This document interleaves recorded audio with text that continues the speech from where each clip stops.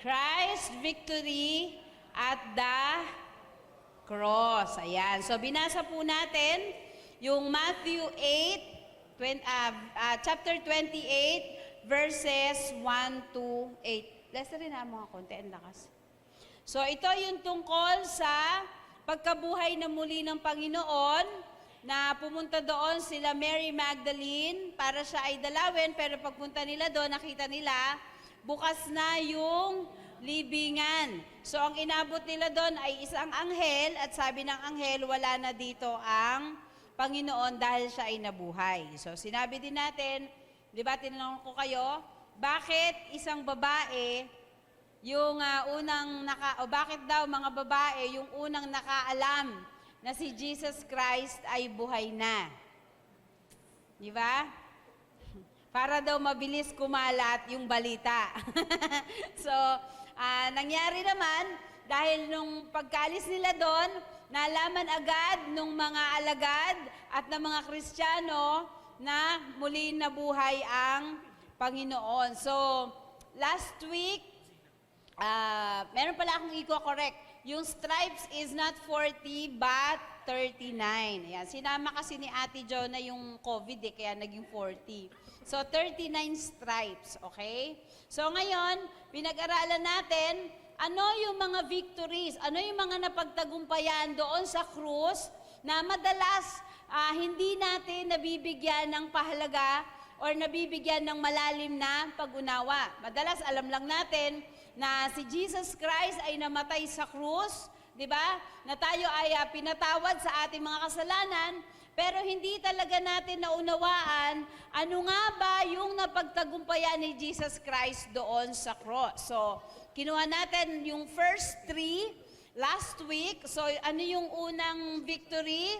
Victory over sickness and diseases. So, sabi natin, 39 yung stripes ni Jesus Christ, and sa pag-aaral po, we have 39 major sicknesses, no, sa ating mundong dito sa ating mundo. So ibig sabihin, lahat ng major sicknesses ay dinala ng Panginoon. Kaya pag sinabi na ikaw ay pagagalingin ng Diyos, you must believe that God can heal you, di ba? Hindi kasama sa major sickness yung sakit ng ngipin, no? O kaya yung mga lagnat, no? So medyo ano lang yon.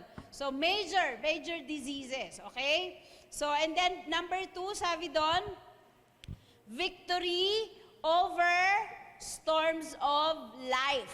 Kaya nga sabi, anuman ang pinagdadaanan natin sa buhay, maniwala ka na kaya kang pagalingin kaya kang tulungan ng Diyos na malampasan, no? Katulad nung ginawa niya sa kanyang mga alagad, di ba? Nung sila ay nasa panahong doon sa boat, di ba? Natutulog si Jesus Christ, biglang dumating yung bagyo. Natakot yung mga alagad, nagpanik sila, pero ang Diyos kalmadong-kalmado. Why? Bakit kahit na nasa bingit na sila ng kamatayan, bakit kahit na nasa kalagitnaan sila ng storm, naging kalmado pa rin ang Panginoon? Bakit? Because God knows that He is in control. So we should have the same thinking sa ating buhay, na kapag tayo ay dumaranas na mahihirap na bagay at hindi na natin alam ang gagawin, ang Diyos palagi niyang alam ang gagawin. Yung sa tingin natin wala ng solusyon, sa Diyos palaging may solusyon. Di ba? God is in control. Kaya kahit gaano man kalaki or kahirap yung mga pagsubok na pinagdadaanan natin, kayang-kaya tayong tulungan ng Panginoon na mapagtagumpayan yon. Kaya we should never ever give up. Di ba? Hindi tayo dapat sumuko sa buhay. No, hindi tayo dapat magsabi na ayoko na. Surrender na ako. We should never say that, because isa yan sa pinagtagumpayan ng Panginoon doon sa krus. God wants us to have a victorious life. God wants us to overcome every storm na ating ma-encounter sa buhay natin. So yung pangatlo, sabi dyan, victory in the place of prayer. So sa buhay natin, madalas, napakahirap na maging disiplinado pagdating sa pananalangin, no? We are so busy, we are always tired pagdating sa pananalangin. We always have no time. So lagi natin sinasabi, if you have time for everything, you should always have time for God. No? Kung sasabihin mo na mahal mo ang Diyos, walang tao na nagmamahal na hindi interesadong makipag-usap dun sa minamahal niya. So ito ay isa sa mga pinagtagumpayan ng Panginoon doon sa krus. Di ba? Kahit na he was in pain, sabi, he was in pain, he was alone, he find time para ang bawat isa sa atin ay ipag-pray. Imagine nyo, he was in pain, but still, he was thinking of you and me. Di ba? Sabi niya, Panginoon, patawarin mo po sila, hindi nila alam ang kanilang ginagawa. Kung ikaw ba ay nasa sitwasyon ni Jesus, sinaktan ka, pinahirapan ka, pinahiya ka, di ba? Tapos ipinako ka pa sa krus, maiisipan mo pa ba na ipanalangin yung ibang tao? But Jesus, He was in a human state. Ibig sabihin, yung nararamdaman mo pag ikaw ay sinaktan, pinalo, nararamdaman din niya yon. So, but even though na nandun siya sa ganung situation, hindi nawala sa kanyang isip ang bawat isa sa atin. He still prayed for us. So, dapat tayo ganun din. Even if we are experiencing pain, even if we are experiencing hardship sa buhay natin, hindi dapat mawala, no, yung pananalangin. Hindi lang pananalangin para sa ating sarili, di ba? Baka every time na tayo ay nananalangin, we just pray for ourselves, we just pray for our needs, di ba?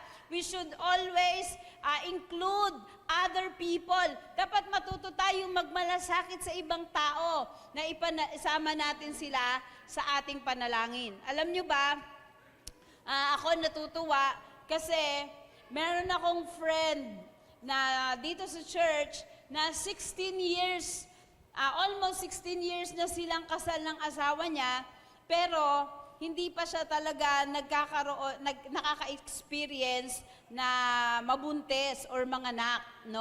Although may anak na siyang isa. Alam niyo na yun. So, tinulungan ko siya, sabi ko nga, tutulungan kita, makikiisa ako sa prayer, tapos yung mga kasamahan namin dito sa church ng mga kababaihan, ay ipinag-pray din namin siya or sinama namin siya sa prayer list. So, alam niyo ba, just kaninang umaga, tinawag niya ako, sabi niya, Ate, mali ka, may papakita ko sa'yo. Sabi ko, ano na naman yun? Lagi ko kasing kalab ko, ano na naman yun? Pinaglololo ko muna naman ako. Tapos sabi ko, may bibigay ka ba sa akin regalo? Sabi ko gano'n sa kanya. Sabi niya, oo, meron. Tapos, nung kinuha niya, nasa plastic labo. Sabi ko, ano kayang regalo to? Nasa plastic labo, tas ang liit-liit. So, pag abot niya sa akin, yung laman ng plastic labo ay 2 PT na positive. So, after 16 years, ayan, di ba? Nakakatuwa.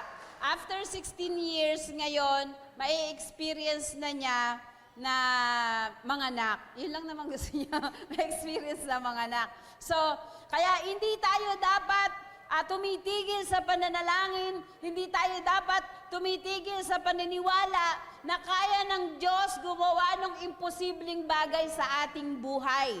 Kaya yung mga gusto na magkaanak dyan, yan, huwag kayong mag-alala, magsabi lang kayo sa amin, isasama namin kayo sa panalangin. But of course, dapat may asawa kayo. No? Gusto nyo magkaanak, hindi pwedeng walang asawa. So, kung wala kayong asawa at nasa tamang edad na kayo, established na kayo, gusto nyo magkaasawa, pwede din naman kayong magsabi sa amin, no? Para isama namin kayo dun sa aming prayer list. Ayan. So, yung ibang mga gustong maging ina, huwag kayong mainip. Yun ngang aking friend, 16 years, di ba? Ngayon lang niya mararanasan. Ngayon naman ang iniisip niya, baka daw siya mahirapang manganak, di ba?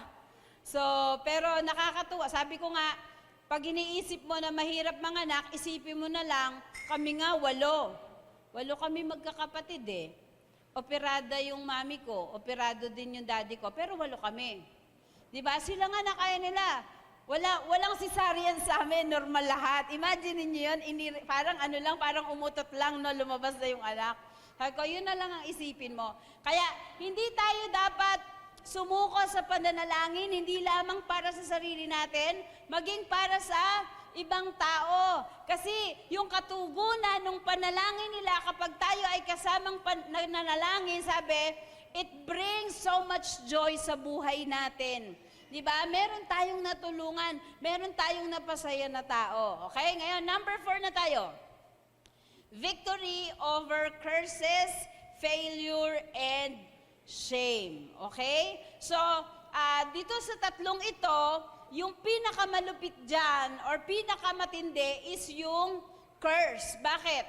Yung curse kasi, ito ay naipapasa hanggang sa 3rd and 4th generation. Naalala ko doon, parang Itbulaga ata yun, lagi mayroon silang drama every Semana Santa. Inabot nyo ba yun? Yung Itbulaga, instead na variety show sila every Holy Week, meron silang mga stories na ipinapalabas, no, kapalit nung kanilang mga games. So, meron doon isang story na yung lahi nila, very common, na pag nagbubuntes, ay nalalaglag.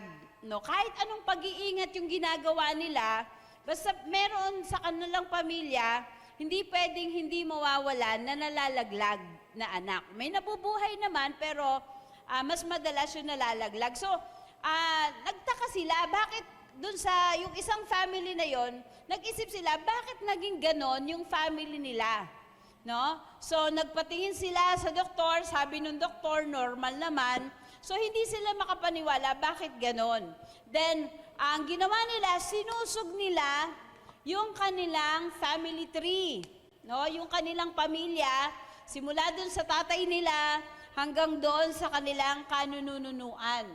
So, na-trace nila kung saan nanggaling yung sumpa, no, ng miscarriage dun sa lahi nila.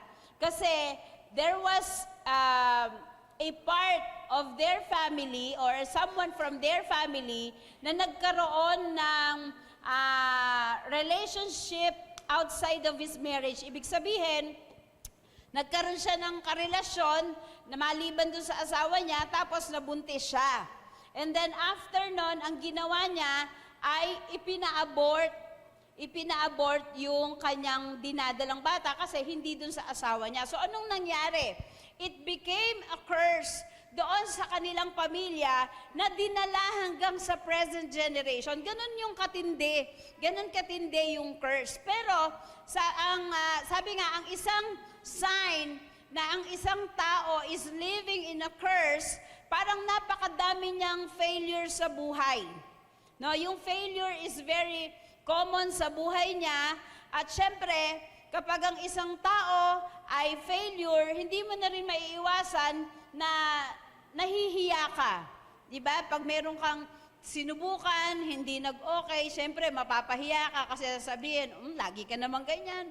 Hindi mo naman naaayos, di ba? So, magkakadikit siya. Pero yung matindi doon yung curse. Pero, sabi ng Bible, dinala ng Panginoon, di ba? Sabi, He became curse for us by dying on the cross.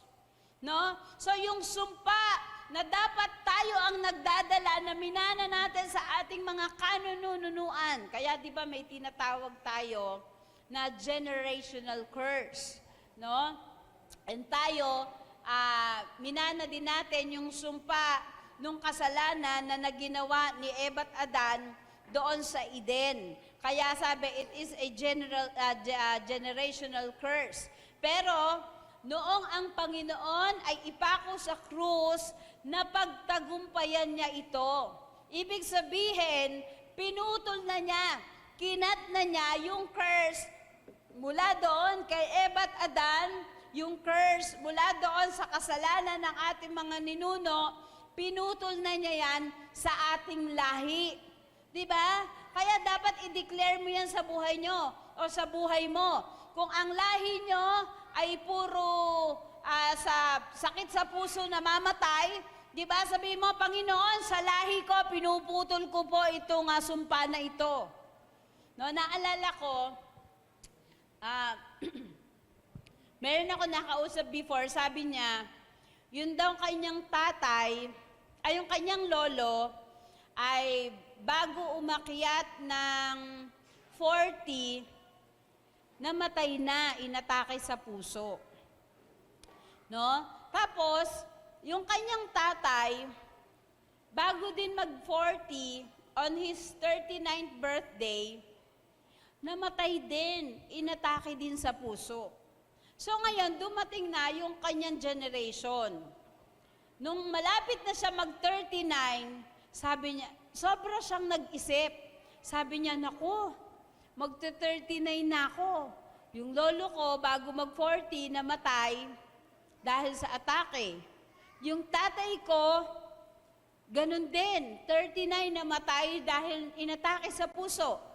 Siya naman, ngayon iniisip niya, baka ako din, kasi ganun yung nangyari doon sa mga nauna sa akin eh. Kaya alam nyo ba, noong malapit na siya mag-39, inatake siya sa puso. Kasi sobra niyang inisip na ganun yung kanyang lahi. Kaya lang pagtatakahan mo, may mga kapatid siya na nabuhay na lumampas ng 39. So you see, pwede mong ikat yung curse sa buhay mo. Kung yung marami kang kamag-anak na namatay dahil sa sakit, sabihin mo, Panginoon, pinuputol ko po ito sa lahi ko dahil pinagtagumpayan mo ang sumpang ito doon sa krus. Diba? I-claim natin sa buhay natin yan na yung mga nagawang mali ng ating mga ninuno, hindi na yan, yung sumpa niyan, yung punishment niyan, ay mapuputol na sa lahi natin. Why? Dahil yan ay napagtagumpayan na ng Panginoong Jesus. Diba? Sabi doon sa Acts, sabi, "Cursed is every man that hanged on the tree." No, sumpain daw yung tao na ipinako doon sa, ang ginamit dito ay tree, but doon sa ibang version ay cross, no? Pag tinignan nyo yung English Standard Version, ginamit doon ay tree. So, bakit tree? No? Bakit ginamit yung tree? Even though, yung cross ay, of course, gawa sa tree. Di ba? Pero kung titignan natin, yung lalim nung ibig sabihin na ito, sabi, yung sumpa ng humanity ay nag-umpisa doon sa bunga ng forbidden tree. Di ba? Kung babalik ka sa story ng Genesis ni Adan at ni Eva, di ba? Bakit sila nagkasala? Bakit sila isinumpa? Bakit sila pinaalis sa Eden? It's because kinain nila yung bunga ng punong ipinagbabawal na kainin nila. Kaya dito sa Bible, doon sa Acts 5 verse 30, sabi, "The God of our fathers raised Jesus whom you killed by hanging him on a tree." So, ibig sabihin, yung sumpa na minanapa natin kay Eva at Adan, yung kasalanan, no, na nagdulot ng sumpa sa atin, sabi, dinala na yan ng Panginoon sa krus. Kaya malaya na tayo ngayon. Mapalad tayo, hindi na tayo katulad nung sa bagong tipan, na pag may kasalanan ka, kailangan pumunta sa templo, mag-aalay ka ng 10 baka, mag-aalay ka ng kalapate, mag-aalay ka ng kambing, mag-aalay ka ng lamb, di ba? Magkano yung isang baka ngayon? Magkano na yung isang baka ngayon pag bumili ka? Nasa 20? 20,000? Di ba? Mahal ang baka. Imagine niyo kung ganun pa rin yung rule ngayon na kapag ikaw ay nagsinungaling para mapatawad ka, malinis ka dun sa pagsisinungaling mo, kailangan magdala ka ng isang baka, 5 kambing. Siguro, gumagapang na tayo sa hirap. Di ba? Pero mapalad tayo dahil may Jesus na nagbigay ng buhay niya para sa atin. Para binigyan tayo ng access mula di ba, dito sa lupa, pwede tayong lumapit sa Diyos anytime para humingi ng tawad sa ating mga kasalanan. Kaya pag meron tayong kasalanan, wag na natin yan patagalin. Di ba? Ihingi na natin ng tawad sa Panginoon yan kasi sabi nga, yung kasalanan parang kanser yan. Kapag hindi mo ginamot, kakalat yan sa buong katawan. Maaapektuhan lahat ng parts ng body mo. It's the same thing sa kasalanan. Kapag hindi mo pinagsisihan yung iyong kasalanan, lilikha pa yan ng maraming kasalanan sa buhay mo. Di ba? Kasi, in order for God's presence to lose its power sa buhay natin, is kapag hindi tayo nagsisi sa kasalanan natin. Isang bagay na nagpahiwalay sa tao at sa Diyos ay ang kasalanan. Kaya kung gusto natin na palaging maging connected sa Panginoon, kung tayo ay nakagawa ng kasalanan, every day of our lives, di ba, pagsisihan natin. Huwag nating hayaan na yung kasalanan ay manganak pa ng iba pang mga kasalanan sa buhay natin. Di ba? Agapan na. Kapag ang sakit inagapan, madaling pagalingin. No? Kaya ang kasalanan, kapag yan ay inihingi agad natin ng tawad sa Panginoon, pinatatawad agad tayo ng Diyos. So, ibig sabihin, hindi na yan nanganganak ng iba pang mga kasalanan sa buhay natin. Di ba? Kapag tayo ay inalagaan natin yung kasalanan, nadi-disconnect tayo sa Panginoon. At kapag ang isang tao ay disconnected sa Diyos, di ba? Hindi niya mararanasan yung mga benefits na kasama ang Panginoon. Hindi mo mararanasan yung tunay na kapayapaan, hindi mo mararanasan yung tunay na kagalakan, di ba? Or kung maging maabot mo man ang yung mga pangarap, hindi magbibigay yun sa'yo ng satisfaction. Dahil maraming bagay na mararanasan ka na tanging sa Diyos mo lang makukuha. Hindi mo yan makukuha kahit madami kang pera, kahit napakataas na ng pinag-aralan mo. Di ba? Tanging sa Diyos lang. Sabi, ang tunay na kapayapaan, tunay na kagalakan, tunay na pag-ibig, sa Diyos mo lang yan mararanasan. Amen? Kaya alam nyo, napakapalad natin dahil tayo ay binigyan ng pagkakataon na maranasan ang pag-ibig ng Diyos sa ating buhay. Pwede ba natin palakpakan ang Panginoon? Okay, panglima. Victory to rise with Him. Sabi, before a person can rise, he must fall. Diba? Tayo, bago natin ma-achieve yung ating mga pangarap, marami pa tayong pagdadaanan na mahihirap na sitwasyon sa buhay natin. Minsan, mawawalan ka na ng loob, minsan mawawalan ka na ng pag-asa. No, 'di ba? Kaya sabi dun sa Matthew 27, ang Panginoon ay namatay, 'di ba? Siya ay inilibing, pero siya ay muling nabuhay. So nung mamatay, yun ay evidence na nakaranas ang Diyos ng failure, pag-fall sa buhay niya. And nung siya ay mabuhay, ito naman ay patunay, di ba, na napagtagumpayan niya yung kamatayan. Akala ng mga kaaway ay nagtagumpay na sila no ang Panginoon ay mamatay. Pero nagkamali sila dahil sa pangatlong araw, muling nabuhay ang Panginoon. So yung pagkabuhay na muli ng Diyos, ito ay evident na tayo, dumanas man tayo ng pagbagsak, di ba? Panghihina sa buhay natin, hindi yon ang katapusan ng buhay natin. Dahil merong panahon ng muling pagbangon. Di ba? Sino nakapanood nung kay Amor Powers? Kay Amor Powers ba yon? O ano kayo? May ano yon? May millennial. May version nun si Katniel eh. O, bakit hindi nyo inabot si Katniel? Ilang taong kayo? Inabot nyo, di ba? Anong sabi ni Amor Powers doon? Anong luludo mga tana? Di ba? Babangon siyang muli. So sabi, before you rise, you will experience to fall. So yung bawat area ng buhay natin, lagi natin tandaan, gumagawa si Satanas, no, ng paraan para tayo ay panghinaan ng loob, para sirain yung pananampalataya natin, di ba?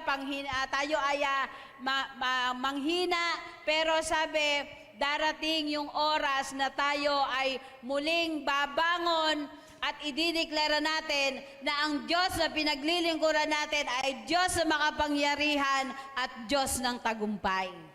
Di ba? Kaya huwag tayong susuko. Yung mga problema, yung mahihirap na pagkakataon sa buhay natin, normal lang yan. Di ba?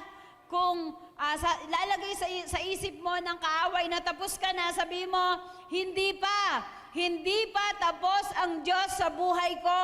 Meron pa siyang gagawing dakilang bagay para sa akin. Di ba? Huwag tayong mawawala ng pag-asa. Kung mahirap man ang sitwasyon mo ngayon, lagi mong tandaan, in order for you to rise, you must experience falling. So normal lang yan, hindi ka dapat matakot. No?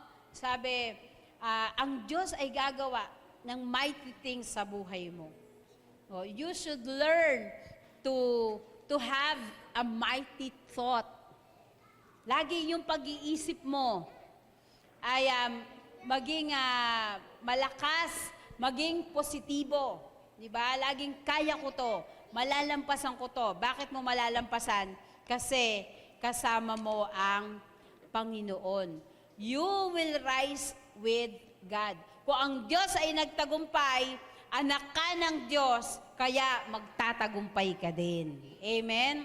So the reason why Jesus overcame death, it's because He is thinking about you and me. No? Nasa isip tayo ng Panginoon. Kaya kahit gusto niyang sumuko, hindi siya sumuko. Sabi niya, nako, pag sumuko ako, paano na si Jonard? Amen. Pag sumuko ako, paano na si Mark Lee? Di ba? Paano na si Janjan? Paano na si JP? Baka hindi na bumaba ng barko.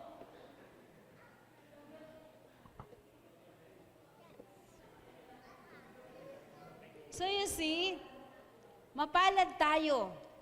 Kasi nakapagtagumpay ang Panginoon doon sa krus. Bakit? Nasa isip ka niya. Sabihin mo sa katabi mo, nasa isip ka ni Lord. Diba? Kaya kung ikaw ay down ngayon, sabihin mo sa sarili mo, darating ang panahon, babangon ako muli at magtatagumpay. Di ba? Mararanasan natin yan. Why? Because God overcame it for us. Pang-anim, victory to live and not die. So kung ang Panginoong Yesus ay nabuhay sa mga patay, sabi, hindi na siya namatay ulit. Di ba? Siya ay nananatiling buhay and actually, Nandun na siya sa langit. Inihahanda niya na yung ating titigilan doon. Excited na si Lord. Kayo ba excited na? Huwag muna ngayon. Siyempre, excited tayong pumunta sa langit. No? So, sabi sa Job 19:25, "For I know that my Redeemer lives, and He shall stand at last on the earth." Sa pagdating ng huling araw, ang Diyos, no, ang ating Panginoong Hesus ang muling sasalubong sa atin. Sabi sa Revelation 1:18, "I am He who lives and was dead, and behold, I am alive forevermore. Amen. And I have the keys of Hades and of death." So ang Panginoon ay nananatiling buhay. Buhay siya magpakailanman, nasa langit siya, bumalik siya doon para i-prepare yung ating pupuntahan. Diba? He died in our place. Diba? Sabi, "For the wages of sin is death." Ang kabayaran ng kasalanan ay kamatayan. We don't have to die. Bakit? Kasi Jesus died in our place so we can live. Mamamatay tayo dito sa lupa, pero mananatili tayong buhay kasama ng Panginoon sa langit. Ito yung destiny ng bawat isa sa atin. Kung tayo man ay mamamatay dito sa lupa, mabubuhay tayong muli sa langit kasama ang Panginoon. Sabi, "Don't let His death on the cross be in vain over your life." Huwag nating sayangin yung pagkakataon na ibinigay sa atin ng Panginoon na maputol yung sumpa sa buhay natin. Huwag nating sayangin yung pagbibigay ng buhay ng Panginoon sa atin para tayo ay magkaroon ng buhay na walang hanggan. Namatay na siya para sa atin. Ang kailangan na lang, tanggapin natin siya sa ating buhay at maranasan nating maging matagumpay dahil tayo ay iniligtas ng Diyos. Huwag nating sayangin yung sakripisyo ng Diyos sa atin. Huwag nating sayangin yung panibagong buhay, panibagong pagkakataon na ibinigay ng Diyos sa atin. So live a life being so grateful kasi binigyan ka ng Diyos ng pagkakataon na maranasan yung pag-ibig niya sa iyong buhay. So pwede ba tayo ngayong umaga ay pumikit?